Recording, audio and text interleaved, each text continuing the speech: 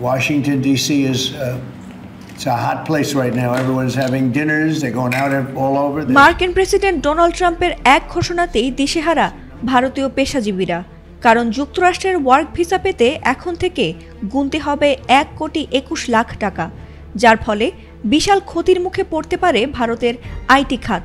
এই সিদ্ধান্ত কার্যকর হওয়ার সঙ্গে সঙ্গেই তীব্র চাপে পড়েছে মোদি সরকার, কারণ প্রতি বছর এ ভিসায় যুক্তরাষ্ট্রে প্রবেশ করা কর্মীদের মধ্যে সবচেয়ে বড় অংশই ভারতীয়রা।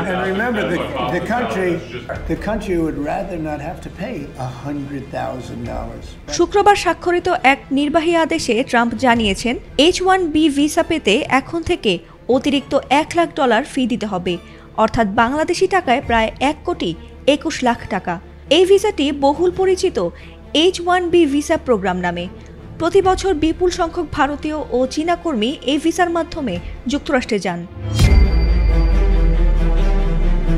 শুধু 2024 সালে আবেদনকারীদের মধ্যে ভারতীয়দের অংশ ছিল 71%। ফলে নতুন ফি আরোপের সিদ্ধান্তে সবচেয়ে বড় ধাক্কা খেতে যাচ্ছে ভারতের আইটি ও টেক খাত। ভারতের পররাষ্ট্র মন্ত্রণালয় উদ্বেগ প্রকাশ করে জানিয়েছে, এই হঠাৎ পরিবর্তন পরিবার ও পেশাজীবীদের জন্য মারাত্মক বিঘ্ন সৃষ্টি করবে। এলএমই সার্টিফাইড বিশ্বসেরা কপারে তৈরি ওয়ালটন কেবলস, যা আপনার স্থাপনাকে রাখবে সব সময় নিরাপদ। তারা আশা করছে আলোচনার মাধ্যমে যুক্তরাষ্ট্র কর্তৃপক্ষ বিষয়টি পুনর্বিবেচনা করবে। এই সিদ্ধান্ত কার্যকর হতেই আলোড়ন শুরু হয়েছে ভারতীয় সমাজ ও ব্যবসায়িক মহলে, কারণ প্রতি বছর এই ভিসার মাধ্যমে হাজার হাজার ভারতীয় সফটওয়্যার ইঞ্জিনিয়ার, প্রোগ্রামার ও গবেষক যুক্তরাষ্ট্রে যান। তবে ট্রাম্প প্রশাসন এর পক্ষে যুক্তি দিচ্ছে, এটি আসলে বিদেশি কর্মীদের ওপর অতিরিক্ত নির্ভরশীলতা কমানোর জন্য।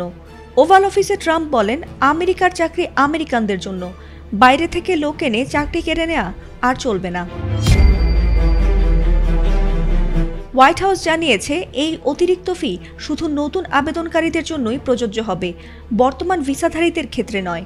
তবে বিশেষজ্ঞরা সতর্ক করছেন, এতে যুক্তরাষ্ট্রের নিজস্ব উদ্ভাবনী খাতেও ধস নামতে পারে, কারণ ভারতীয় আইটি বিশেষজ্ঞ ছাড়া সিলিকন ভ্যালি কিংবা বিশ্ব টেক ইন্ডাস্ট্রি কল্পনা করাই কঠিন। প্রশ্ন একটাই, ট্রাম্পের এই কঠোর পদক্ষেপ কি আমেরিকানদের চাকরি বাঁচাবে, নাকি বিশ্ববাজারে ভারতীয় প্রযুক্তি খাতকে নতুন করে বিপর্যয়ের মুখে ঠেলে দেবে?